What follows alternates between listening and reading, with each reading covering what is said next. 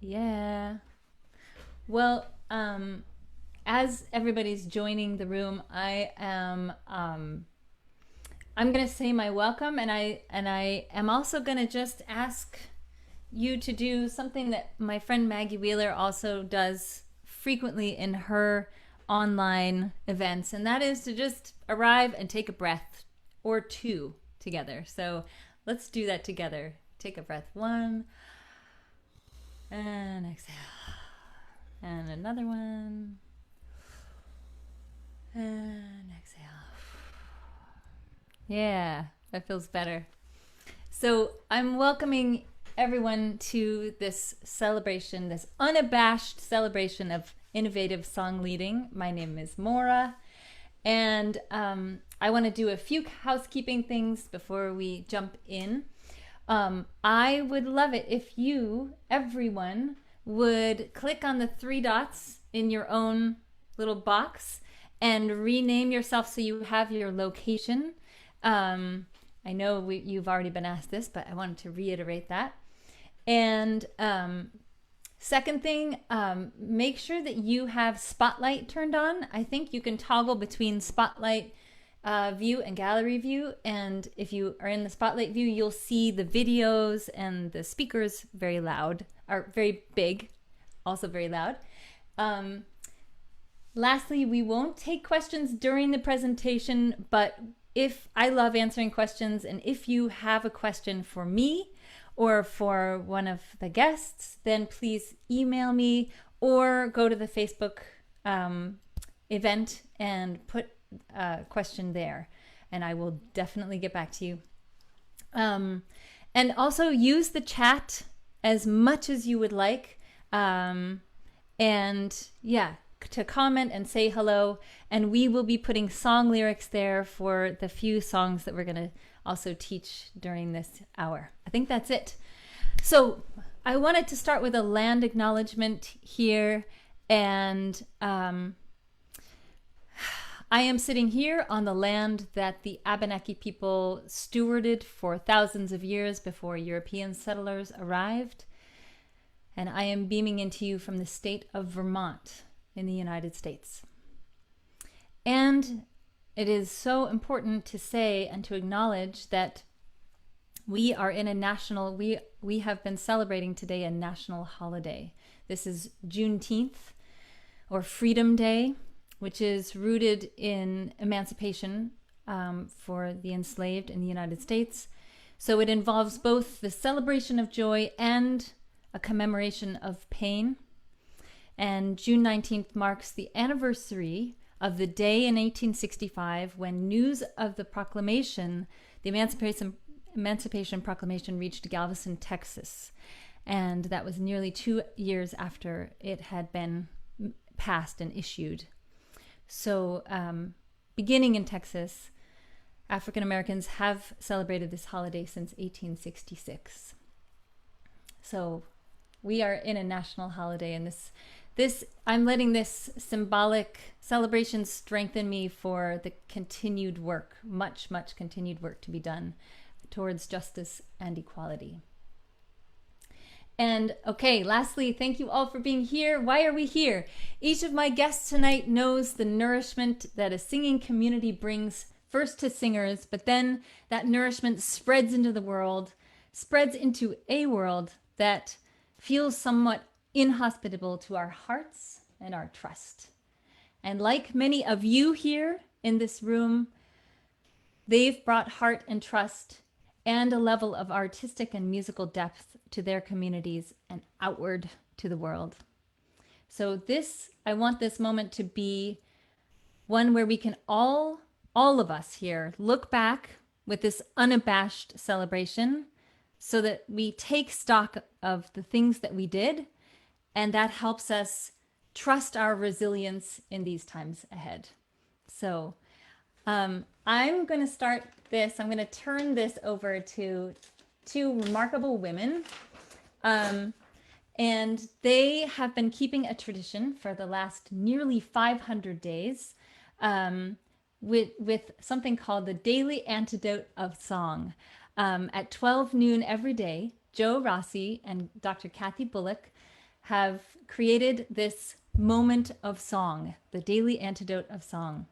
And they've had 140,000 participants between Zoom and Facebook Live. They were featured in the Washington Post for sending thank you cards to 2,200 Howard healthcare workers and have hosted more than 150 song leaders from around the world. Joe and Kathy, will you please show us how you begin? And then Kathy, you said you would take us out into a song after Joe says her hellos. Thank you so much, Moira. What a beautiful introduction and a beautiful start to this incredible event and all of these smiling faces. It is absolutely amazing. Hi, I'm Joe Rasi. I'm with Carpe Diem, and with Kathy Bullock, we have been doing this thing called the Daily Antidote of Song. And here is how we roll it. Kathy B.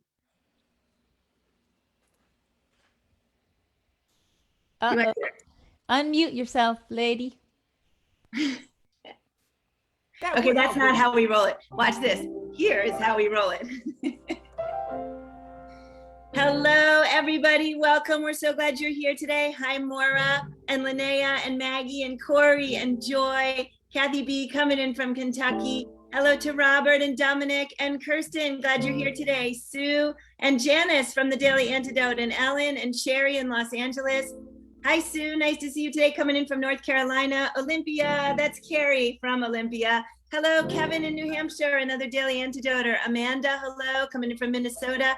Kate and Stacy, nice to have you today. Lots of folks still popping in the room. Hi, Heidi and Sura. And hello to Kylie. Bonnie in Idaho, another Daily Antidoter. Jill and Barb in Kentucky, yet another. Hi, Megan and Noelle, Bret and Elizabeth. Hello, Letitia, nice to see you. Hello, Kim in Vancouver, another Daily Antidoter. Hello, Maisa. Sorry if I didn't say that right. Nice to see you. Donna, Amanda, Patricia, Thomasina. Nice to see you today. Glad you're here, coming in from New York.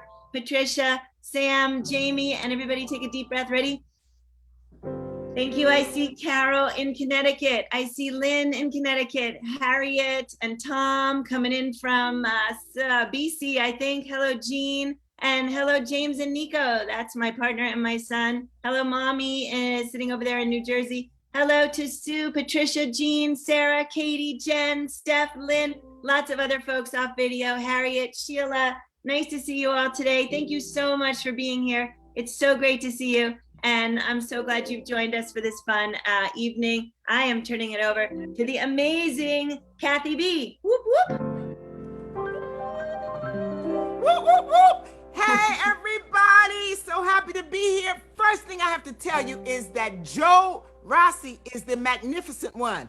I didn't join Daily Antidote of Song until maybe months and months after it had already been established and going strong. So, I mean, all of those fabulous things go to Joe Rasi and Carpe Diem, and all of those people who've made it happen. And I'm just so thankful to be a part of it all. So, since I've been able to join us and sometimes co-host, we would sing a song, and this is one of the songs that we've done before, and I invite you to join us in singing it. And it simply says, walk together, children, don't you get weary, because there's a great camp meeting in the promised land. It goes like this.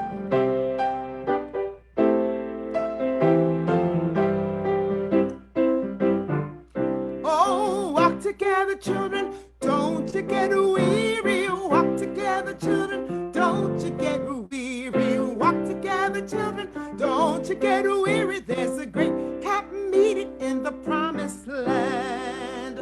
I hope you got all that. This time we're gonna sing together, children. Here we go. Sing together, children, don't you get weary. Sing together, children, don't you get weary. Sing together, children, don't you get weary. There's a great camp meeting, the promised land. Okay, I hope you're moving with me. You can even clap together. This time we're gonna sing work together, children. Oh, work together, children, don't you get weary. Work together, children, don't you get weary. Work together, children, don't you get weary. There's a great camp meeting in the promised land. Yeah! Ooh, last time, walk together. Oh, walk together, children, don't you get weary. Walk together.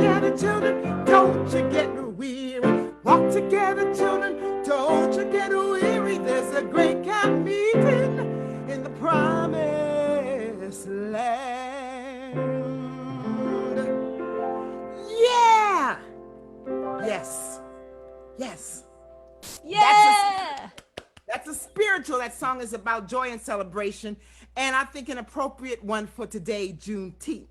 I also wanted, while I had a moment, to invite you to watch the workshop of a brand new opera that is premiering today on YouTube on the great activist Fannie Lou Hamer. It tells the story of her life, and as part of Juneteenth celebration, this workshop that I had an opportunity to be a part of it, my son as well, and singing.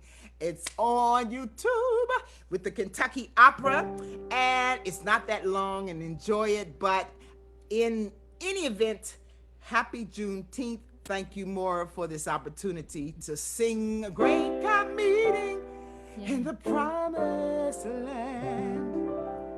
Yeah. Kathy Bullock.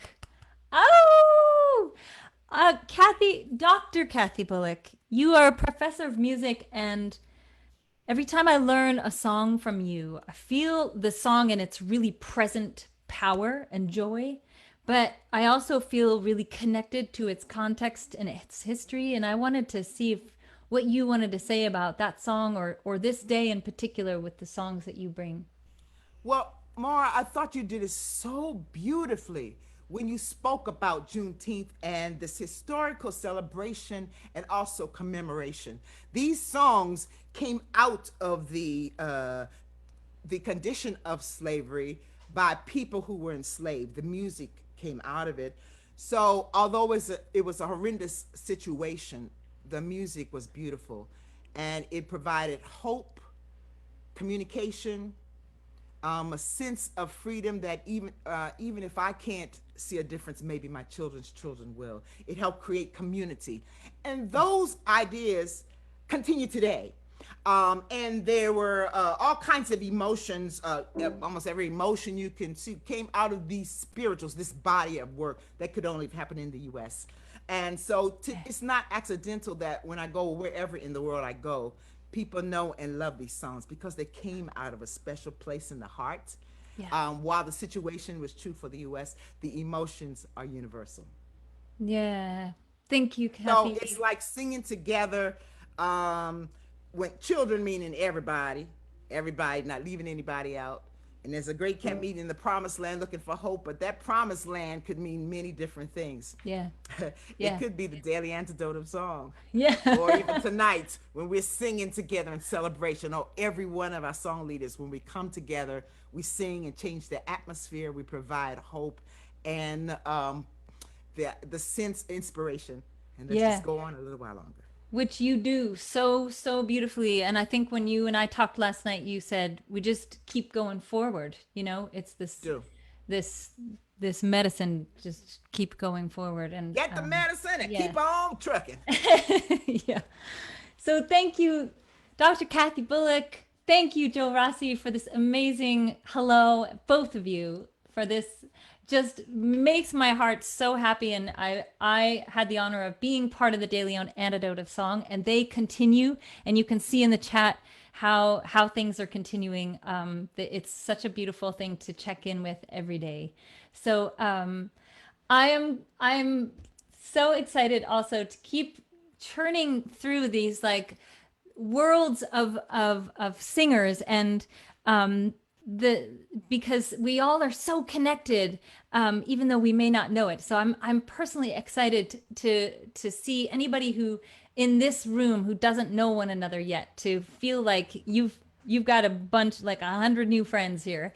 And Dr. Robert Istad is the artistic director of Pacific Chorale, and I had such a pleasure in working with him and making a video with him, which is the sort of beginning video, the first release of a program that he's releasing soon. And I wanted to share with you Wayfaring Stranger. This was made by 65 professional and amateur singers. And this was brought in, this is an arrangement that I made, but Robert brought it in because he had a profound experience of this tune as a child. And I'll let him tell you about that later. But first, I want you to just see the Pacific Chorale under the direction of Robert Istad singing a bit of Wayfaring Stranger. I'd love to reach out and go. I'm going there to see my father. I'm going there no more to grow. I'm just a going over Jordan. I'm just a going over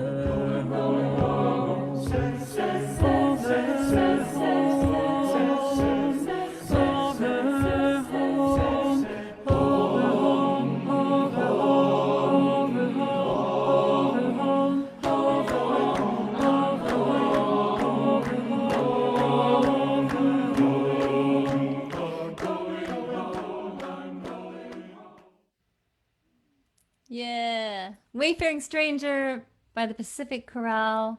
Robert, you made it into the spotlight.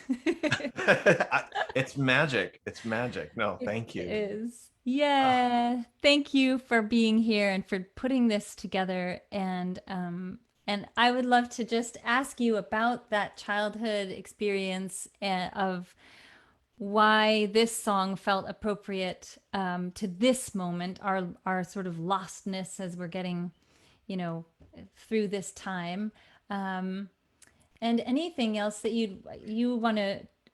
I guess the other thing that I wanted to say is that you are a beacon where you are, and we talked about you loving being where you are and doing what you do where you are, and I'd love you to elaborate on that too. Well, I'm loving what I'm doing right now with you, Moira. Anytime I get to spend just a few moments with you is, I don't know about all of you, but it's like a burst of energy and sunlight and warmth. Your spiritual energy, Moira, is extraordinary, and it shines through in your music. And I knew when we programmed Wayfaring Stranger, I knew I wanted to program one of your pieces. And it was just which of the ones that I absolutely love. And when I was combing through your website, and I found that Wayfaring Stranger, immediately I was like, oh my gosh, I love that song. And I remember, and I told Moira this, that, well, you love the song too, Moira. Yeah, absolutely. I mean, I think when I was a kid, I grew up in a very small town, and I would ride my bicycle to my neighborhood piano teacher's house. And I fell in love with music by playing the piano. And that's, me too. And I think, and there was this arrangement of Wayfaring Stranger and one of those, those little teaching little fingers to play books, those John Thompson books. Yes. There was an arrangement of that. And I just could not stop playing it. And it was so funny. My mother one day looked at me and said, Robbie, can you find something else to play, please? Because it's driving us crazy, But there was something about the modal nature of that melody that I think really wove its way around my soul and into my heart. And I didn't know the words then. Yeah. And then when I got older, I read the words, and those have always lived inside of me as something very profound. And then it was like kismet. I saw your arrangement of it, and it was so extraordinary and so interesting. And the words were exactly what I needed to tie this big performance together. Yeah. And we're calling the whole performance the Wayfaring Project, because that's what we've been doing, Moira. We've all been wayfaring. We've felt lost. We've been trying to connect. And I mean, Jojo and Kathy, I'm going to be tuning in to you guys, because I mean, that was so uplifting, and thank you for introducing me to that. But people like Jojo and Kathy and Corie and Dom and all these people on here are reaching out and trying to find ways to help people feel less alone. Yeah. And more connected to what we love to do. And so that the Wayfaring Stranger song is in a recognition of what we've been through. Yeah. And where we're going. Yeah. And you talked about that modal melody allows both that mournful quality and the sort of sense of being hopeful and connected to others. And the lyric too is that admitting that there's this isolation and a place that we're going that we know is better. And I love how this also ties into the work that you're doing with Pacific Chorale, and I'd just love to hear what you're doing and how you would phrase it today this summer. It's amazing how things have been opening up, and we're very excited about this project. So Moira's pieces is really was the impetus, was the spark that set this idea off for me. But I get to record. I have my first rehearsal with Pacific Chorale, only 20 people, but they're all vaccinated, indoors on Tuesday. We're beginning to rehearse Bach's monumental Jesu meine Freude motet, which is one of my very favorite pieces. And you know that piece was very special to him. It's like the Mona Lisa of Baroque music, and it is perfect in proportion. And there is so much meaning in every gesture that he composed in the score, and it was meant to be performed liturgically. Two movements followed by some sort of reading. Two movements. There, it's very Lutheran. Yeah. And I had this idea that we would instead of readings, we would put in these virtual pieces. And your piece will be sort of, the whole performance is actually starting off with Andre de Codros's Adinu, this beautiful chant setting that he's done of Rumi poetry. And then your piece sort of gets the whole idea started. Yeah. And the Bach motet was written as a memorial, And so this performance is intended, and we have pieces by, I've got a Dolly Parton tune in there, and we've got a Tarek O'Regan number in there, but it's intended to help us recognize where we were, where we're going, and maybe think about a new way of moving forward. Yeah. And in my community where I live, Orange County, California is famous for being really conservative. And I'm here to tell you that it's actually a really lovely, welcoming place full of open hearts and lovely people. And I see the Pacific Chorale and what we do and who we are in our community as connectors. Yeah. And we want to broadcast a different kind of a representation of our community. And we want to say to everybody that we see connection, we see openness and love for people. And so to me, it's a perfect moment for us to share that. Thank you. So beautifully said.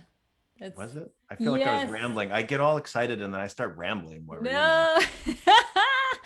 Oh, how well I know what you're feeling, but no, it was so beautifully said. And Robert, thank you so much for just being a wonderful collaborator and doing your work. And and I guess I will just tune in in August. I think it's the 20. Well, we have the information in the chat. Yeah. Oh, good. Yeah, it's August 23rd. We'll be broadcast online, but there's a live, if you're in Orange County or Southern California, you can buy a ticket and come to the plaza at Segerstrom Center for the Arts and watch a screening, and we're going to sing together outside. So I'm going to lead a wonderful group sing. Maybe some of your tunes, Moira. Yeah. Okay. I'm hoping. Well, thank you again, Robert. And pleasure. All right. Stick around. See you. All right. And I, in the same spirit, am going to show you this next video of a piece that is about, again, that connecting. I think that's going to be the through line tonight, is this: what do we do to keep the faith in these ideas of connection and not these ideas of dividing us? And Dominick DiOrio is professor of music at IU, Indiana University, and the artistic director of NOTUS. And he commissioned a piece before the pandemic from me that was about the isolation of technology, specifically handheld devices. But when we ended up getting to perform this, it was in the pandemic. We had entered that time, and so Dominick decided to do a video of it and really include the voices of the students and their experience of the pandemic in the performance. And so we're going to talk about that, how to include our vulnerability in the art we make. So here's Why Are You Here?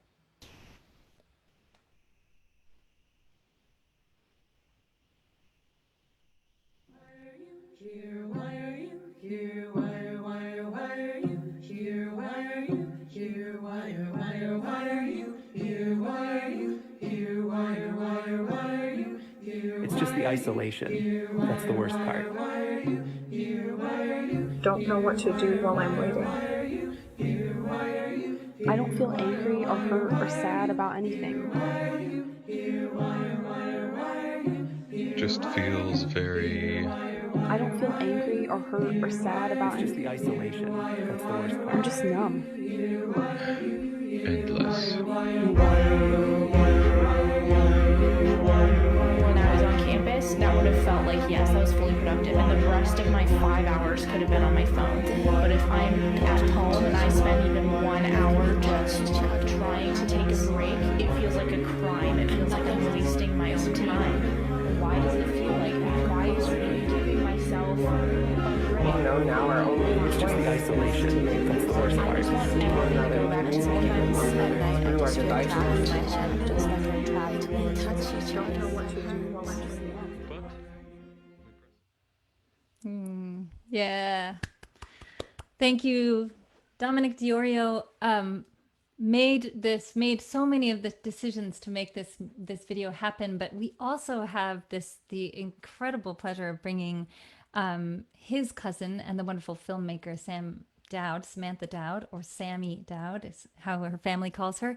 And but first, Dominick, thank you for coming tonight to show this, and for being you. Absolutely my pleasure. Thank you, Moira, for having us. And what an inspiring evening to hear the song from Kathy and the introductions from Joe, the singing from Rob and your singers as well. It's just a pleasure to be here.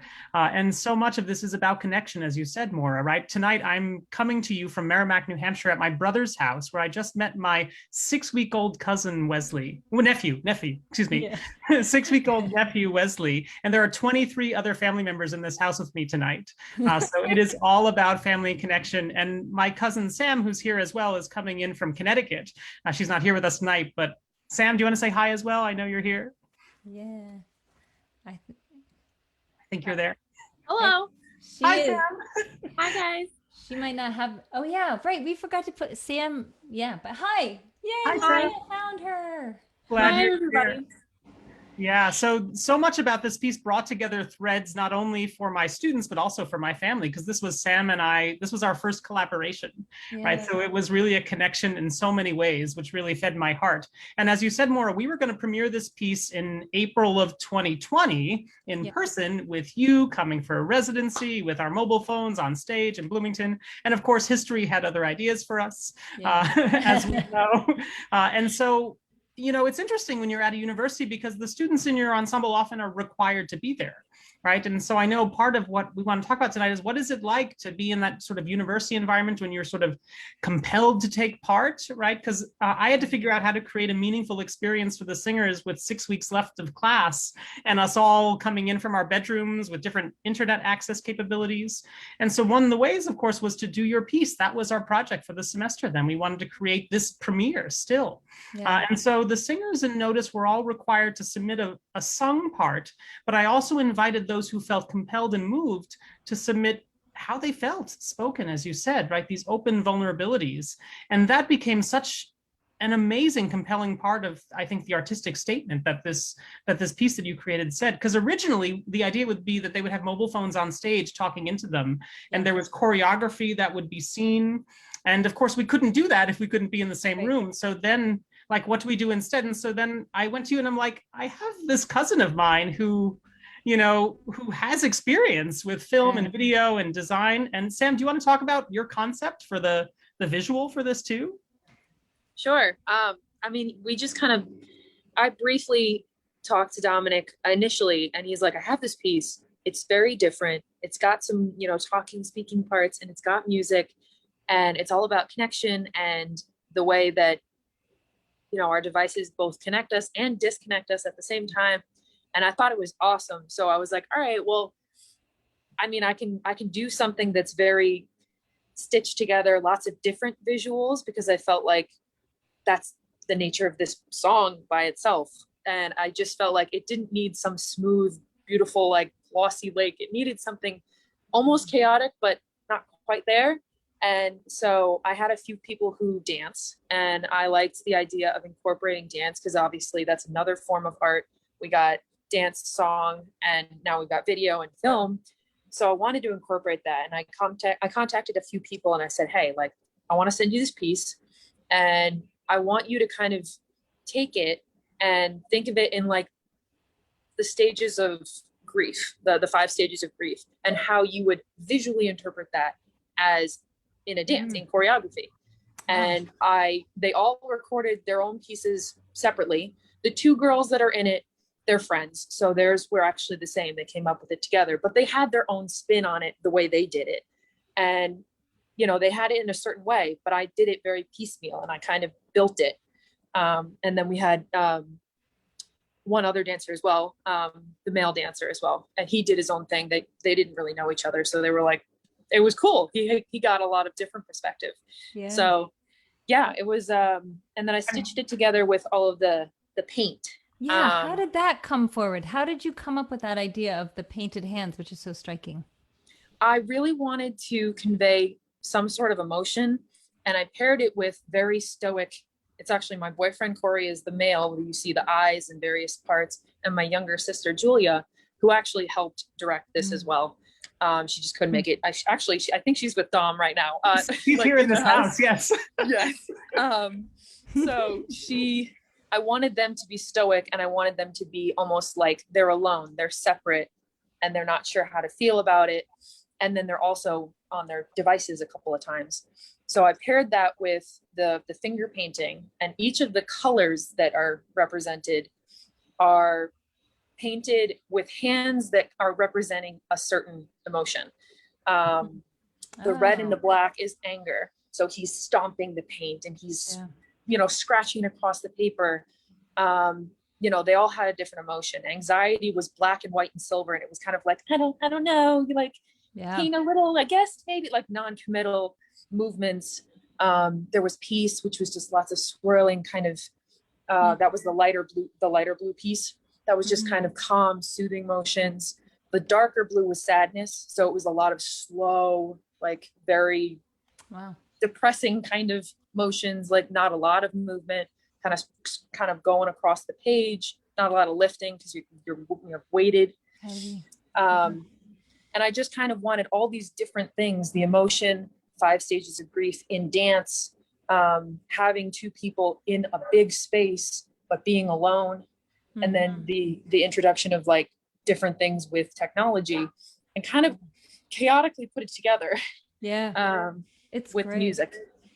It's beautiful. I mean, and I could personally see the painted hands like for an entire song. For some reason that just really slays me. And I love knowing that each color is an emotional quality. Yeah. Thank you so much, Sam, for making time to tell us about it. And so wonderful to meet you. And yeah, thank you so much. Everyone here is so talented so far. Sending love everywhere. I feel very separate. I've been a singer all of my life, but I feel very separate from this group just because of the sheer amount of talent here. Yeah, I don't think you should. I think. Yeah, stick around. You'll feel like one of us. Yeah, maybe you'll want to be. I'm not sure. But thank you both so much, and Dominick, you have so many things happening in the coming months. So we're going to put your links in the chat as well, and I know you're working again with Why Are You here across 2021. So I am just deeply honored that you're working with me, and yeah, I'll see you again very soon. Absolutely. Thank you, Moira. Thank you, Sam. Yeah. Bye. Oh my goodness. Okay. So I'm gonna lead a song after this next guest so we can all sing together. And my next guest is Joy Hirokawa. She's the founder and artistic director of the Bel Canto Youth Chorus, of the Bach Choir of Bethlehem in Pennsylvania. And she and I have worked together a few times over the years, and we spoke of her amazing program called Stand Up, which has been a really personal journey for her. And she's already quite a fierce lady. So I want to share with you this video that she made with some of her young singers, of my song, How Can I Cry? Which is talking about that realization as a young person that you live in a world where there's so much inequality. And so here are her young singers singing How Can I Cry? sisters and brothers, forgive me for the things I say. I'm losing the meaning, I'm losing sense of night and day. The sunlight I'm seeing, it is the same around the earth. So why is our freedom ruled by our birth? And how can I cry about freedom when I lived a whole life of liberty? Yeah. Thank you, Joy. And I haven't gotten to say that thank you yet because we haven't spoken since I've seen it. So thank you. That's the incredible Bethlehem steel stacks also, which is quite the backdrop for that video. Yeah. Welcome, Joy Hirokawa, Dr. Joy Hirokawa, to this evening. And thank you for making this beautiful program called Stand Up. And you've been such a force for me. I've been watching you over the years, and you've expanded what is allowed in sort of traditional choral repertoire. And you've insisted on engaging masters of specific traditions that maybe you aren't expert in, or, you know, you want your singers to experience somebody who really knows a tradition. So you've already been doing this, but you spoke to me about something the wonderful Alicia Lee said to you about this program in particular. And so I wondered if creating Stand Up, which is coming out this week, came with a new urgency and personal questioning for you as a white woman using her voice and guiding young voices to sing out. Yeah, the program kind of took on a life of its own.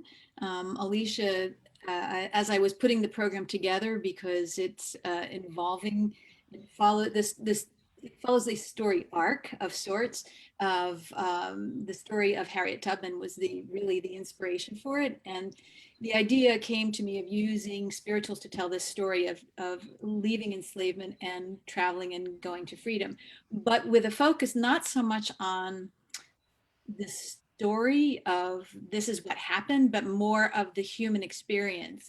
Kathy was talking earlier at the very beginning of this program about how the spirituals, they convey these universal human experiences, and they speak so directly to people.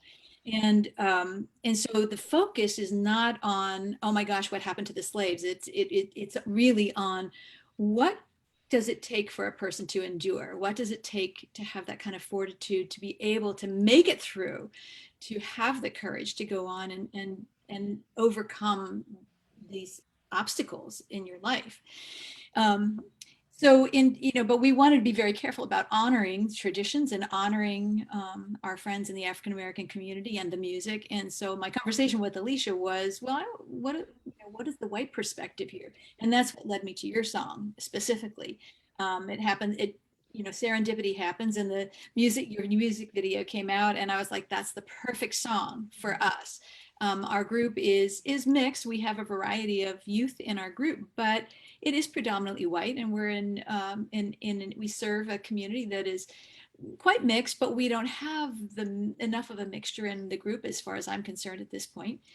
And so this piece really it provided a way for us to say and acknowledge right up front, look, we know this is not our personal story, but it's a story that needs to be amplified and told, and we all need to understand it. Yeah.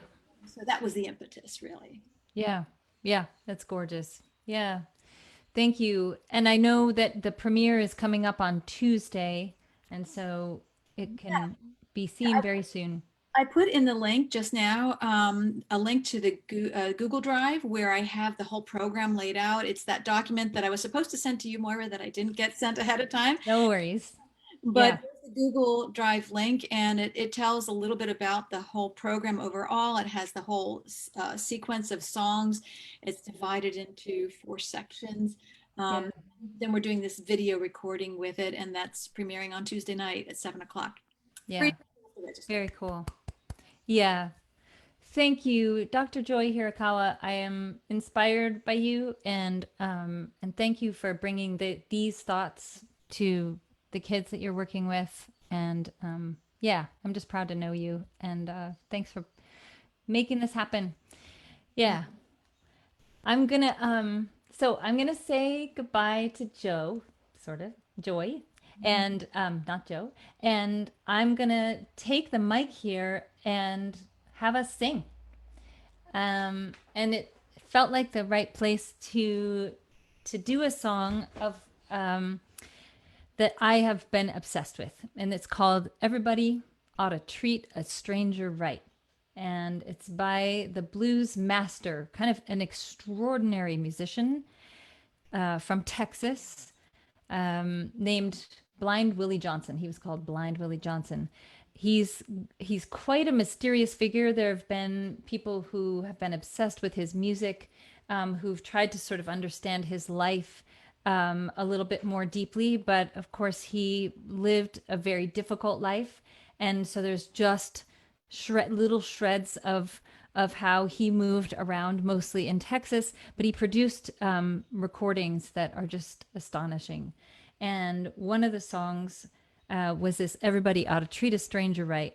I heard another singer sing this song about 20 years after, or 25 years after he recorded it. And she was a singer that was being recorded by Alan Lomax, the folklorist. And so you can hear many of her songs. Her name is Sydney Hempel Carter. And she sang this as one of many songs that she felt were important songs to give to Alan Lomax as a folklorist. So here's how it goes. I do it with body percussion because I feel like I want to embody this feeling of everybody ought to treat a stranger right, this feeling of welcome that I want to convey with my body and share with the other people in my life. So here's the melody. Everybody ought to treat a stranger right. Everybody ought to treat a stranger right. Everybody ought to treat a stranger right. A long way from home. A long way from home. A long way from home. So that's the chorus. I just put it in the chat there. So let's try just singing that together. I'll play the chords. Here we go. Everybody ought to treat a stranger right. Everybody ought to treat a stranger right. Everybody ought to treat a stranger right. A long way from home. A long way from home. A long way from home. Let's try that again. Everybody ought to treat a stranger right. Everybody ought to treat a stranger right. Everybody ought to treat a stranger right. A long way from home. A long way from home. A long way from home. And the body percussion, if you want to just, try a little bit of it. Some of you may have seen some of my posts of this. I step with my feet and I go, everybody. So I'm going step, step. Everybody. You can hear my feet do that. So I'm just going, everybody. Gathering them all in. And then oughta treata goes, oughta treat So I kind of put one hand into the other hand and then stamp. So oughta treat Yeah. Yep. And then stranger right is this step with my right and step with my left with a clap in between. Stranger right. I'm clapping on my legs. Stranger right. Yeah. And then on the which just kind of slows the whole thing down and welcomes you in, I do a double step with my left. Step, step, snap. Yeah. Yeah. And then when I go a long way from home, we're all a long way from home, I do this sort of circular thing, long way from home. So breaking that down, I don't expect you to do this, but it's just kind of cool for you to feel where this gets embodied, at least for me. So I go step, thigh, and then I come up to here. And then I go step, clap, back down to my legs. And then step. Oh, wait, did I do that wrong? Oh, the middle one is a clap going like this.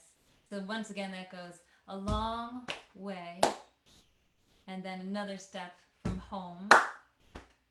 And then I go step again, step, back down to my legs. Yeah.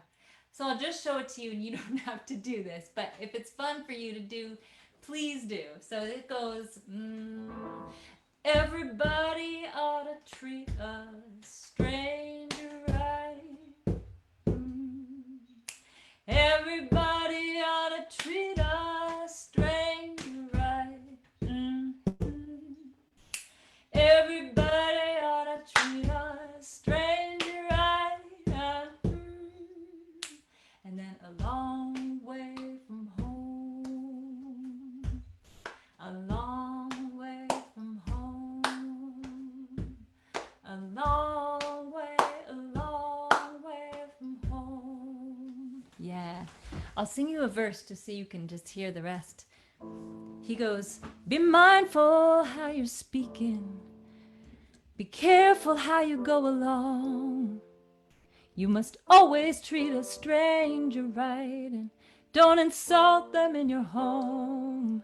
Don't insult them in your home. And then the chorus. Let's just sing the chorus twice together.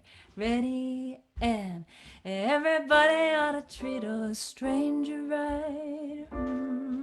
Everybody ought to treat a stranger right. Everybody ought to treat a stranger right.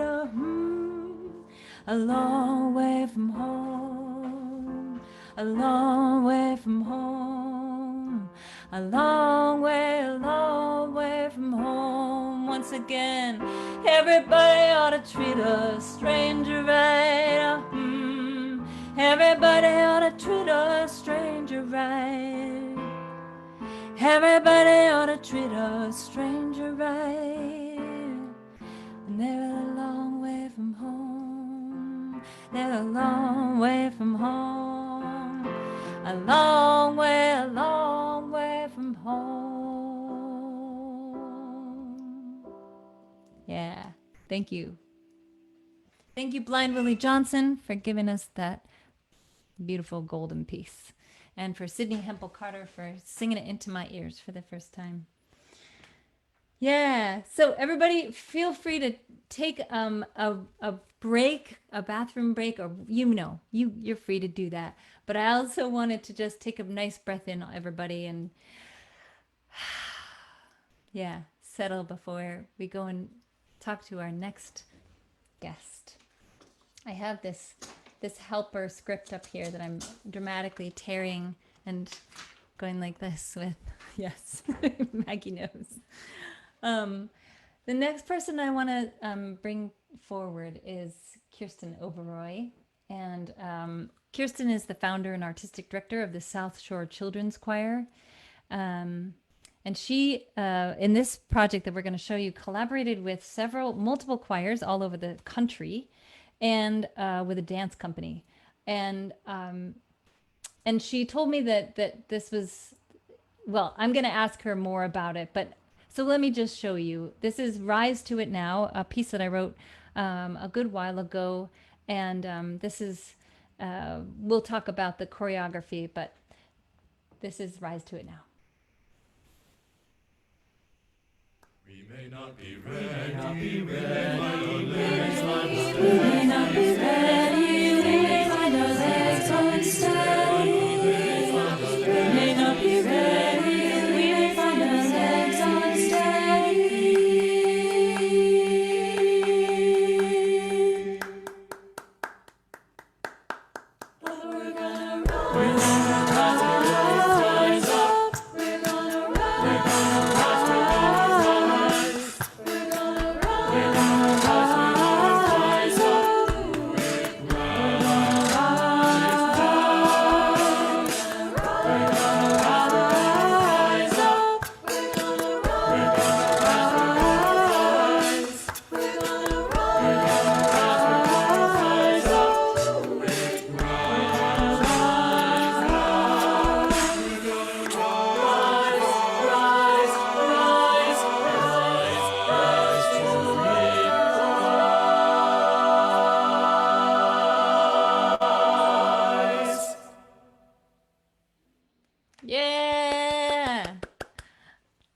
Kirsten Oberoi, thank you for making this happen and making such beautiful noise and collaboration. Welcome. Thank you. Thank you for having me. I was so excited to see this collaboration because I don't get to see this piece performed that much, for one thing, and I did feel like it had a lot of these qualities, the words perfectly fit this time of the pandemic. But I just wanted to hear from you why you chose this piece and why you chose this type of collaboration. And I know you spoke about putting your kids first and sort of trying to give them a feeling of not being alone. So I would love you to start there. Sure, absolutely. I had actually found this piece on your website a couple of years ago and had programmed it and then looked at the kids I had and went, not yet, and put it in my back pocket for a later date. And when I was trying to figure out what to do with the children's chorus this fall, I thought to myself, you know, this piece would work really well. It would work really well in a virtual format. And it's just, you know, some of those lyrics, especially the second verse, that's just like some really, really touching lyrics about how different people handle rising to it now in a different way. And some of us are sleeping. Some of us are led to mountains praying. Some of us are laughing or singing songs about to keep us laughing or keep us from our weeping. And I think that was, you know, a really powerful thing. And the students and I had a lot of discussions about that. But, you know, when everything kind of came to in the pandemic, I thought, how can I twist thinking about this instead of saying we're doing virtual because we have to? Yeah. I tried to think, how can we make this project something we could never do unless? Yeah. And I think that was kind of where this project was birthed from. So we collaborated with a school in Temecula, California, with some singers, Youth Chorus of Kansas City. Ryan Main is the artistic director there, great guy. And you're in Massachusetts, by the way. I'm in Massachusetts, and I'm the name of the children's choir. I can remember the artistic director's name, Allison Bates, but the name of the children's choir is escaping me right now, but out of Ohio. So we had a bunch of those, and then the Lynch Dance Institute from San Diego, and also, and Elevate, which is a cappella group here, a professional a cappella group. And I figured if we can kind of get all of these people together singing, and we actually did some online virtual rehearsals where we mixed just singing with the kids, but also putting them in random breakout rooms and with random kids from all over the country. And you have to write a story together in the next 20 minutes, but you can only do it one word at a time. So you can only contribute one word. So different things like that, and really trying to figure out how can we make this student-centered, and how can we make, in a world where all they're doing is seeing their teachers online, and it's, you know, how can we make it something that it's like, oh, I'm actually excited for this. I'm actually looking forward to this because I wouldn't be able to do this otherwise. And I think that was a really important part of the project. And it was incredible for me to watch you extend yourself and learn more technologies, take on new roles, new and more roles, which all of us in this room did this year. And I saw it very directly with you, and just in this service of saying, you are not alone to your kids. You are not alone. And this is something exciting that we could never do otherwise. And I just loved that way of rising to it. So yeah, thank you so much for this work, and also for the trust that you put into working with this young choreographer who did a beautiful job. I just thought it was gorgeous. In my experience, if a student says, I have a vision for something and I really want to try it, the answer is always yes. And always, well, how can I support you? What do you need? And actually she did most of the video herself. I'm going to do a couple edits here and there, but the video, she emailed me and she said, you know, I choreographed this piece and I'm really excited about it. And who are you having do the video? Because I have a really great vision for it. And I said, well, do you want to do it? And she said, absolutely. Nice. And so it's amazing what youth can rise to given the opportunity, and given the adults in their lives saying yes. Saying yes. And I think that that's an important role that we as their teachers have to play, is, you know, and creating the next generation of artists. Yeah.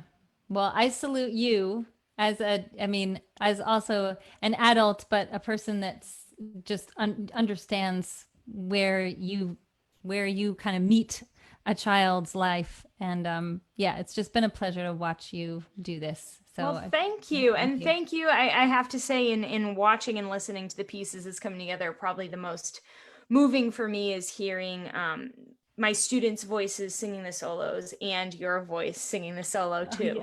I think that's just a really neat mix. And it's something that I know for me, when I'm listening to it, you know, is it perfectly in sync? No, but can you hear this?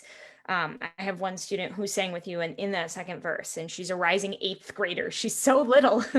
And having her have that opportunity to sing those really, really profound lyrics alongside you, I really think it just shows this generational connection, and this connection that it doesn't matter how old you are, those words can have meaning, and those lyrics can have meaning, and it's not just we're singing your words, but we're singing them with you, and they will be sung again, and that is a connection. So just thank you for being a part of the project. I think that really made it something special.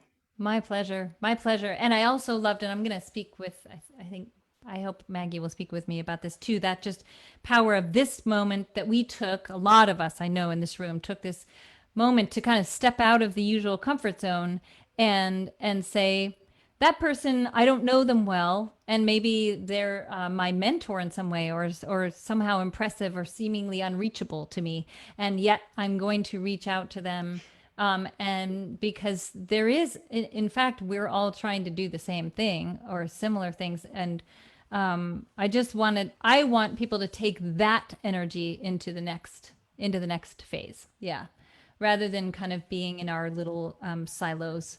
So much don't want to be in our little silos as we go forward. So so thank you, Kirsten, and thanks to all your kids. Thank you so much. Okay, bye for now. And I am delighted to bring Corie Brown forward and ask her to actually first I'll bring her video forward. And Corie Brown is associate professor at San Jose State University in California, and the former interim director of the Peninsula Women's Chorus. And we're going to see her directing the Peninsula Women's Chorus in a piece called I Have a Voice. So here it is. Linnea, thank you for doing all this. You're welcome.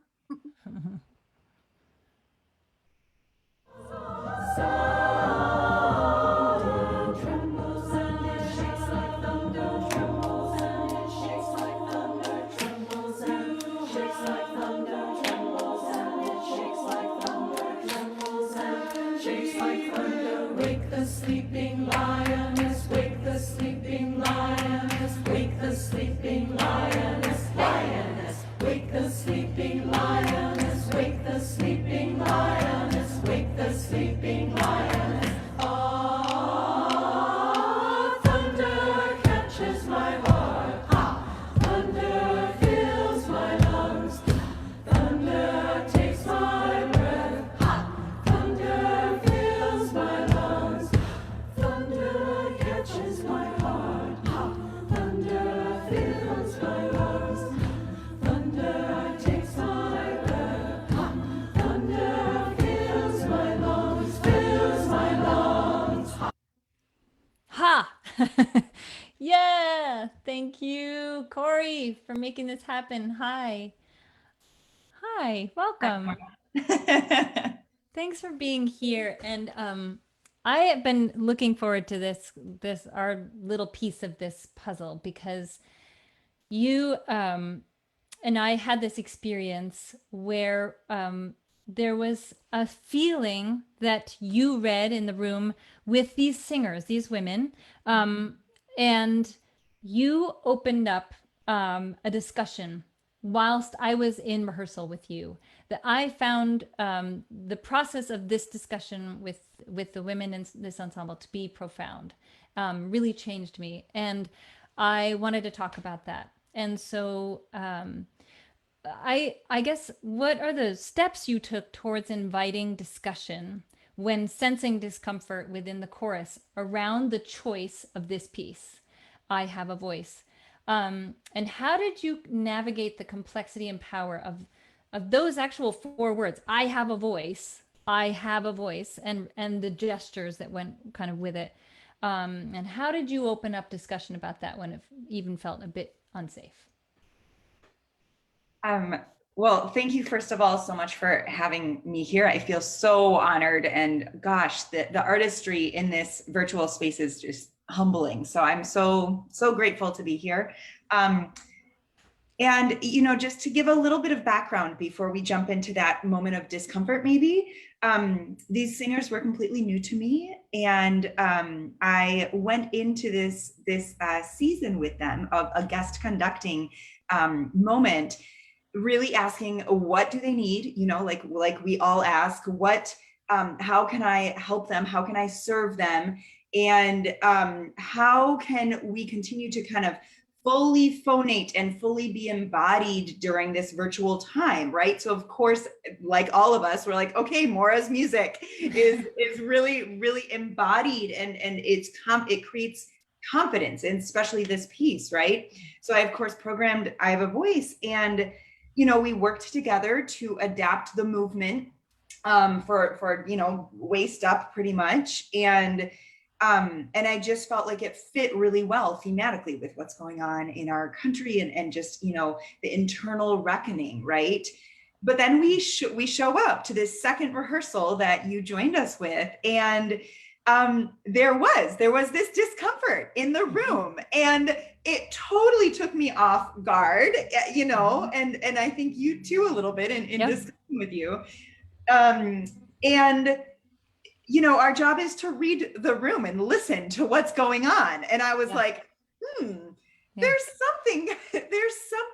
discomfort. What's going on? Yeah. And I think as conductors and as composers and, you know, as teachers, we want to always be in control of what's going on in our rehearsal. It's this, you know, delicate balance between giving the students or the singers that control, but also, like, when it comes down to it, I want to know what's going on in my rehearsal. I want to guide that conversation. And so there was this moment where I just said, okay, we're gonna lean into this discomfort. We're gonna talk about it. And I guess to sum it up, the singers were kind of feeling that the words and the motions that we had come up with didn't fully represent them. Mm-hmm. That the actual, you know, we were, for example, saying listen. This was the action that you know, you had done before, and that, you know, many people had kind of done, to say listen, right? Yeah. And in a diverse age range, in this community choir where I had, you know, an 18-year-old singer, and I think it was 81 is the oldest singer. Mm-hmm. They didn't like this, you know, resonate with listen. Mm-hmm. Some of them, you know, in this discussion, it came out that they were saying listen, right? Yeah. And then some of them were like, just listen. Yeah. Right? Like it was the entire gamut of how we can even say that one word, let alone what action we're going to use to, you know, accompany listen. Yeah. Another phrase that came out was this idea that was uncomfortable for them was, I am not afraid.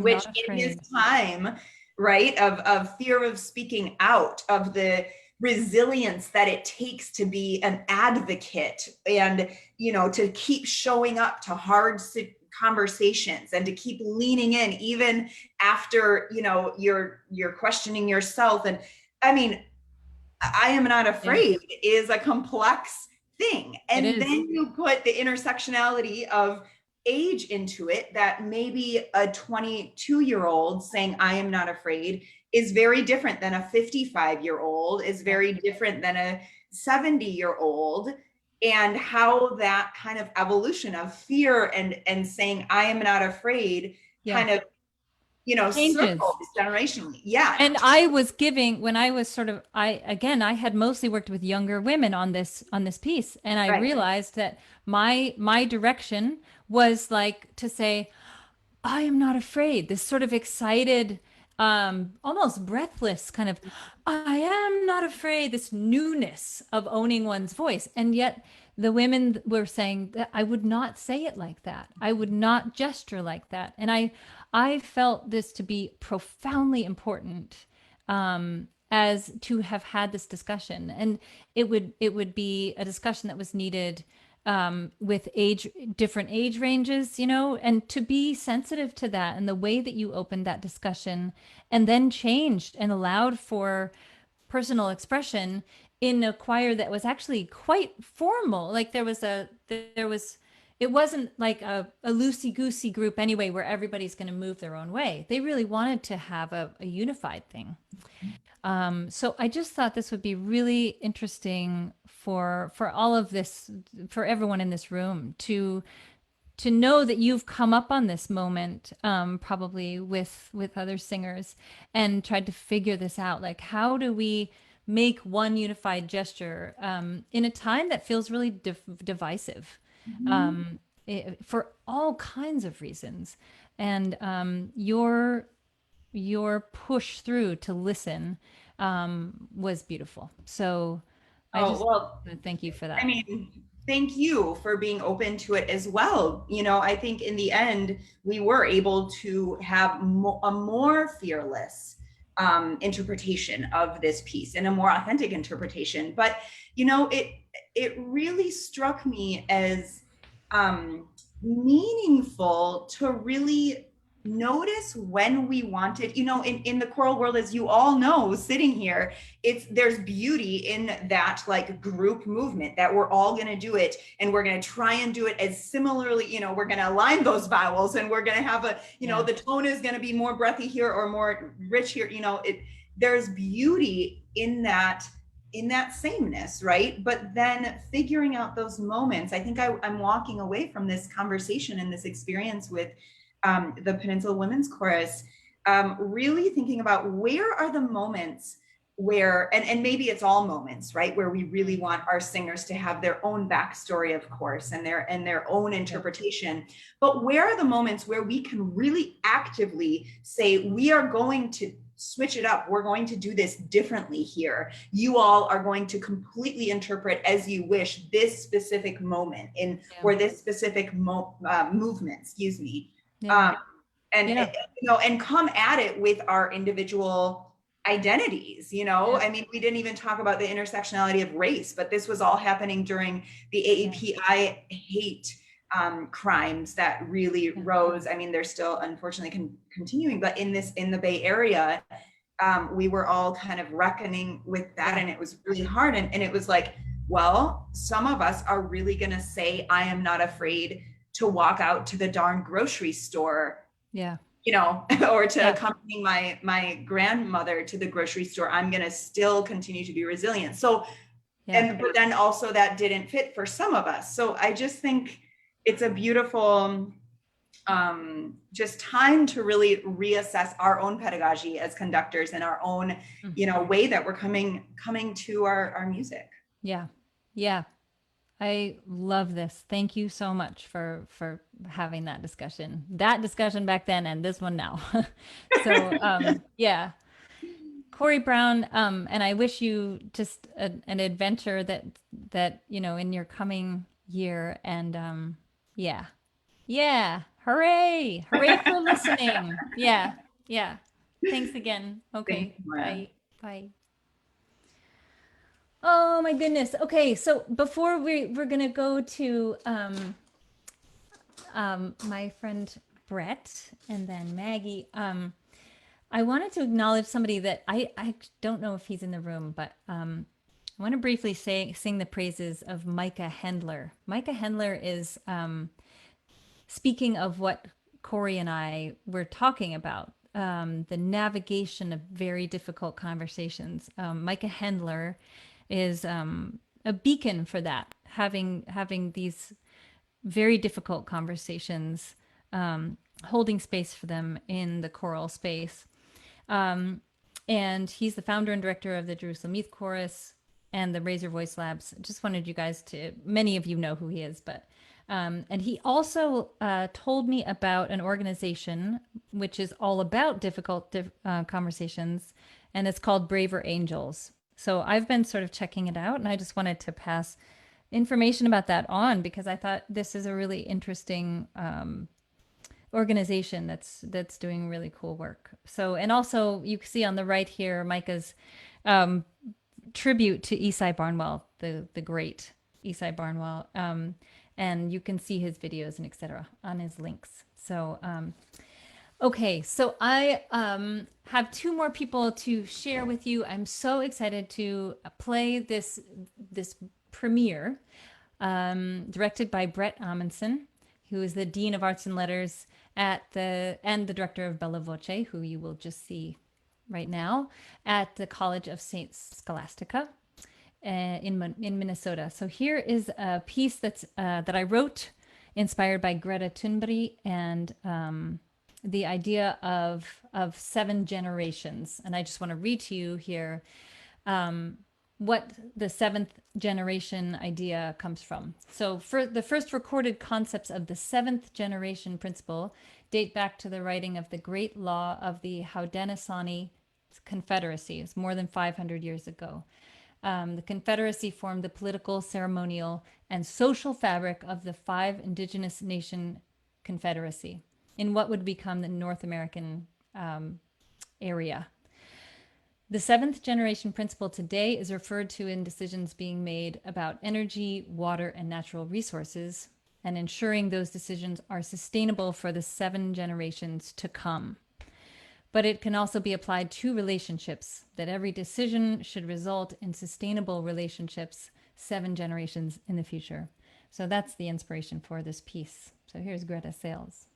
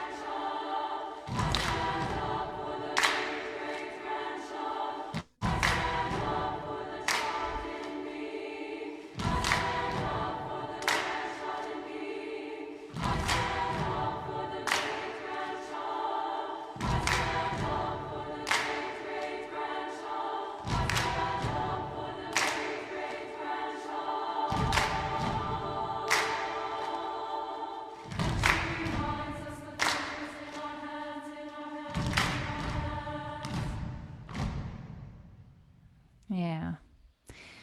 Bret Amundson, yeah, thank you for that beautiful performance. And you don't actually see him there because he chose beautifully, I think, to take himself out of the visual, just so those young women could speak. Bret, thank you and welcome. Yay, this is amazing. Like, I did not know what today was going to be like, and now at 8 o'clock at night, I'm feeling super energized. Yeah, I'm so glad. Well, you are already very energized and inspiring. And when we made this commission happen, it was before the pandemic. I was going to be there in person. We were going to work with young singers and kind of do the last bit of working together in the room together in Duluth, Minnesota. We didn't get to do that, but you have kind of taken this and run with this. And there's so many things I want to talk to you about. One of them is that body percussion, which honestly, I would probably now even modify and make more comfortable for those women, anybody who sings it. Yeah. That side slap was a lot of work. It's so for us. hard. It's so hard. I need to change it. Exactly. Yeah. So, so that will happen. And now that's gotten to happen over, online. But what I wanted to speak with you about, Bret, is because, I just was wondering what other brave themes, this one included, are you wanting to see more of? What kind of activism through singing feels appropriate to you, like in your life? And how does the embodiment part of this, body percussion or whatever, how does that contribute to that wish to transform, which I think is what you said is important? Yeah, I think, and there's all of those themes have been running out through tonight, I feel like, in a really magnificent way, which has made me feel like I'm going to email every single choir director here and we're getting together. I'm just saying this because it feels like all of my people from around the world. But first of all, what's our responsibility as choral musicians? I think one of the things that I have thought a lot about, as we've heard tonight, is I love choir. That's why I have a doctorate in this.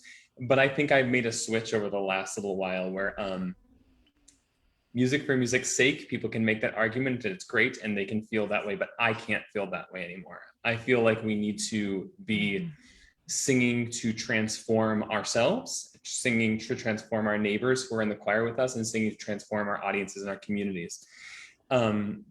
And so what courageous themes could we have? I mean, we've heard them tonight, right? We've anti-racism, we've heard about issues of sustainability.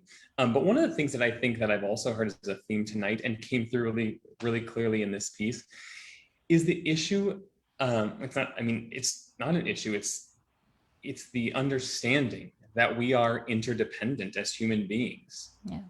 And the idea of seven generations, that I am lucky because I am in a lot of ways gifted by the 7 generations that came before me, but that means that I have a responsibility to the 7 generations that come after me. And that is a difficult conversation to have with college students, let me tell you. Yeah, I bet. Well, it's difficult with adults too. I mean, yeah, it's like talking about the number trillion, we have a real hard time with it.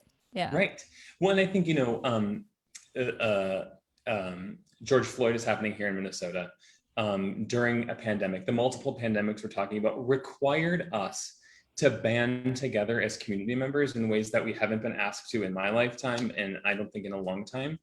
And to be able to sing about that in a really meaningful way was transformative for singers. Yeah. You also asked about body percussion and movement, which has also been a theme through today. But I'm a strong believer that we sing better when we have it in our whole bodies. Yeah. And for choir musicians, this is sometimes a weird thing to be able to ask them to do. But when they do, they sound better and they feel the music in a different way. Yeah. And so I'm really grateful that we, even though there were some hiccups with some of the body percussion. My fault as much as anybody's, it's like figuring that out in an online context was new. And so, yeah. Right. Yeah. Right. And, but it's still fun, right? I mean, it's an exploration of us with our own bodies, which is also an important thing for us to be doing. Yes, also important. And maybe, I mean, at any age, really. And also, and I just was so struck when, you were talking about how the discussions with your singers about this were difficult, but that they got the concepts in their brains, but maybe the motions that I wrote thus far didn't yet get it into their bodies. And so that's my work as a composer, and somewhat your work as a conductor, to find the movements. It's kind of back to Corie's discussion that do make them feel it also, not just think about 7 generations, you know? That's right. And yeah. I think you do. I feel like I am connected to you when I am doing these movements. It makes sense to me. Yeah. Right? Yeah. And yeah. so I am always grateful for you and the movement that brings out the story. I think it's really interesting that, I mean, we talked about this, although we didn't dig too deep into it. What are some, you know, if we can't do some movements, what are the reasons that that could be the case? It might be a physiological thing. I live with a PT. That's probably not the reason, he says. But it could be all of the other things that we deal with singing in general. It's of being vulnerable. Can I move my body in this way in front of other people? Yeah. Or am I feeling, you know, am I hindering myself because I feel like it's going to look funny or someone's going to judge me if I don't blah, blah, blah, right? Yeah. And so there's that whole piece to this too, when we're telling stories about vulnerability with each other, with the story we're telling, with our audience, with the music we're making, that that I think also comes through with movement. That's really important and impressive in every group we've seen today. Yeah, I agree. Yeah. Yeah, because that is not a given that it feels comfortable. Yeah. So thank you so much for your beautiful, wise words and for tackling this piece. And it's online now so people can see it. Yeah. Thank you so much. Bret, thank you so much. Dr. Bret, thank you so much. Thanks. All right. See you soon. Bye. Oh my goodness. Let's all take a big breath. And we have come to this beautiful moment, the ending where I asked my dear, dear, dear friend, the wise and the wonderful Maggie Wheeler, to take us out with a song. And she agreed, thank goodness. And also I wanted to talk with her about the quite incredible weekly singing that she hosted every Saturday, which she called Together in Song, which became quite a phenomenon and continues. We'll talk about how. So Maggie Wheeler, founding and artistic director of Golden Bridge Community Choir. You might also know her as an actor. I'm going to play for you Rise Up, which is one of her original compositions, and then I get to speak with her. Open your eyes up, we're gonna rise up. We're singing out now, so you can hear us coming. Without a doubt now, we're like a river running. We're gonna rise up, open your eyes up, we're gonna rise up, we're gonna rise up, we're gonna rise up, rise up, we're gonna rise up, rise up.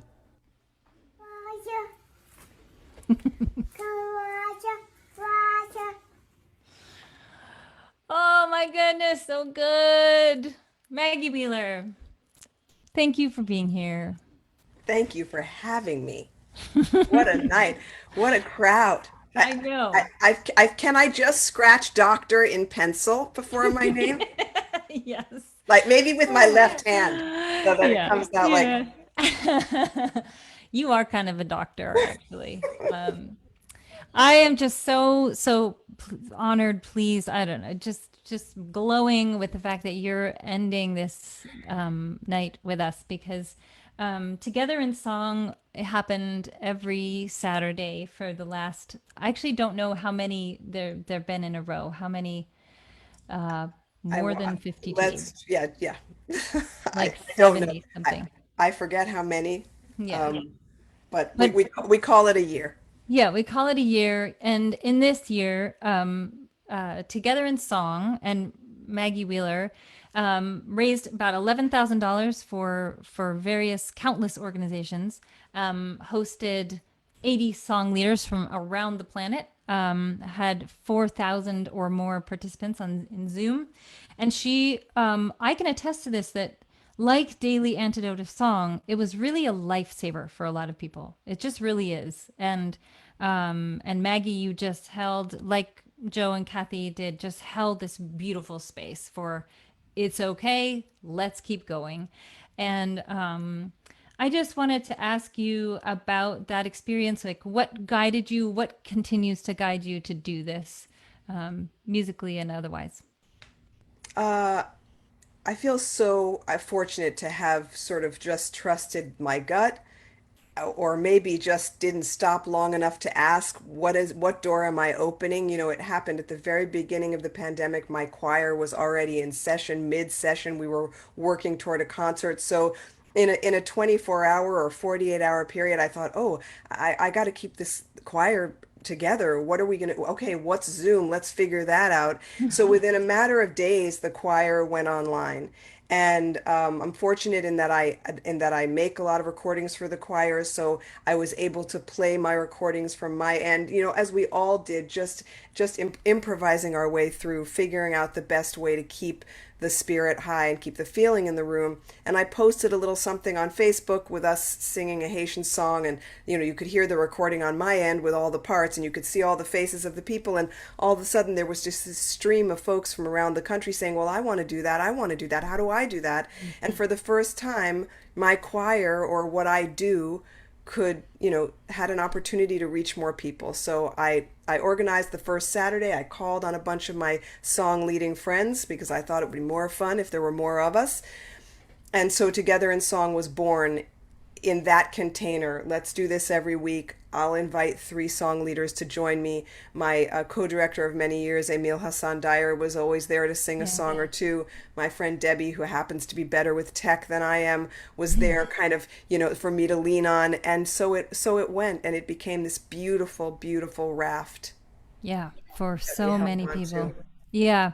And just to be clear, what you were doing is bringing songs, putting the lyrics in the chat, and bringing songs that were able to be digested in some form, or the chorus of it could be digested very quickly. So you would, and you make these beautiful layer songs, right? So that you can sing in harmony, but you can learn those harmonies fairly quickly, because there's there's enough that's a loop of music. Mm-hmm. And there's a quality in these songs that you make, Maggie, and that I think you've inspired others to make. But that's also in the tradition of Sweet Honey in the Rock, and you know, you're standing on the shoulders of other composers in this. But that these songs are digestible, you know, and soulful in this sort of immediate way. It's just a magic quality. You know, when I started the Golden Bridge Choir in Los Angeles, it was absolutely my mission to do something. I had been leading song for many years before that, and without an impulse to start a choir, specifically because I wasn't interested in perfection or exclusivity. What I wanted was that continued experience of community, where everybody was welcome, where there was no sheet music, where everybody could learn something quickly, and we could all have that beautiful experience. And yes, I am forever and was a long-time student of Isai Barnwell's from the first class she ever taught back in, I don't know, it was, you know, certainly more than 35 years ago. Yeah. And she really, you know, was the light on my path in terms of what you can do with a group of people that you've never seen before, and how quickly you can make something beautiful and give everybody that sense of confidence that magic is possible. Yeah. Without rehearsal. Yeah, without rehearsal. Yeah. Maggie, will you lead us in your song, just to lead us out? And I absolutely will. And I will just say about this song, you know, I wrote it when the Women's March was happening in Washington and all around the world. And I was so inspired by all of these people in the street and all of our collective voices. And when we made this video, I reached out to some of my dear, amazing, extraordinary people. So Moira and Melanie DeMore and Isai Barnwell and Emma's Revolution, and all the fantastic people that joined us to sing this song. But this year the song has taken on new meaning, because each one of us has, whether you're in a square in this room and you participate in song gatherings, or whether you're a choir director or a song leader and you held the space for those song gatherings, our choir, our human choir, grew exponentially this year.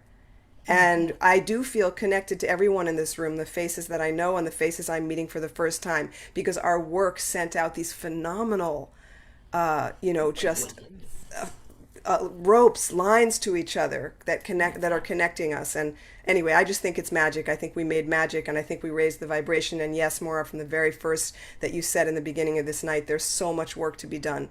And I hope that we can all just keep singing together and keep ourselves feeling resilient and committed. So yeah, let's do it. Yeah.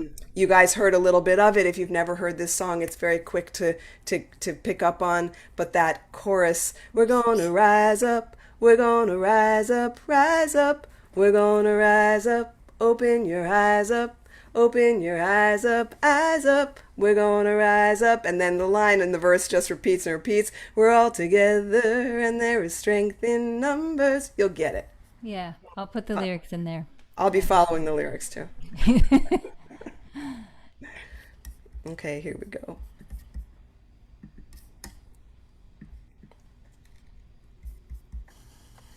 We're going. Oh, that's not the song though. No. That's a different song. That's okay, a here we different go. song. Let's try it Also again. really good. Rise up. We're gonna rise up, rise up. We're gonna rise up. Open your eyes up. Open your eyes up, eyes up. We're gonna rise up. We're all together, and there is strength in numbers. Through wind and weather, through driving rain and thunder. We're gonna rise up. Open your eyes up, eyes up. We're gonna rise up. We're singing out now so you can hear us coming. Without a doubt now, we're like a river running. We're gonna rise up. Open your eyes up, eyes up. We're gonna rise up.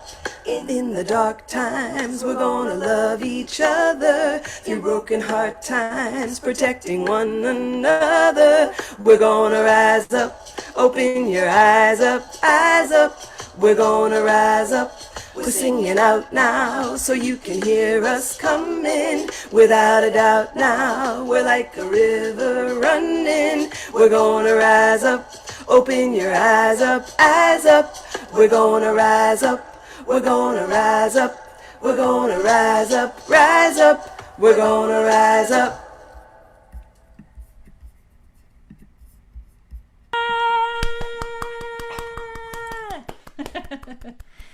Thank you, Maggie Wheeler. Thank you, Moira as ever. Smiley. Can we all just, I want to say one more thing. I want to unmute and have us be able to say our goodbyes. We are going to post this recording if you want to share it or see parts that you didn't see. We're going to post them. And actually, Linnea, can you just say where this will be posted so I don't get it wrong? I'm sure. I mean, we didn't talk about it in advance, but in the chat today, I'm realizing that we will absolutely post it, likely to your website, moirasmiley.com. And tonight is live streaming to Facebook as well, which will archive it. So Moira's Facebook page will have some kind of a historical recording of this event. And we'll put the program, for those of you who are on Chromebooks or iPads, I'm sorry I put the PDF in the chat, not realizing you wouldn't be able to download it, but it will be up with the recording. So you can get all the links to tonight's videos and everything that was highlighted tonight. You'll be able to see it. Thank you, everyone. Thank you, Linnea, for making all this happen behind the scenes. And to all these wonderful guests who are, they're like my pantheon.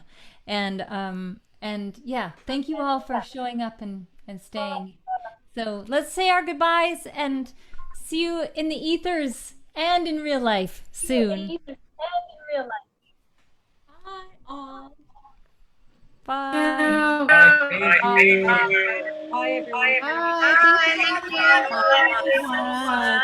Bye, beautiful Moira. Thank you. So great. Bye.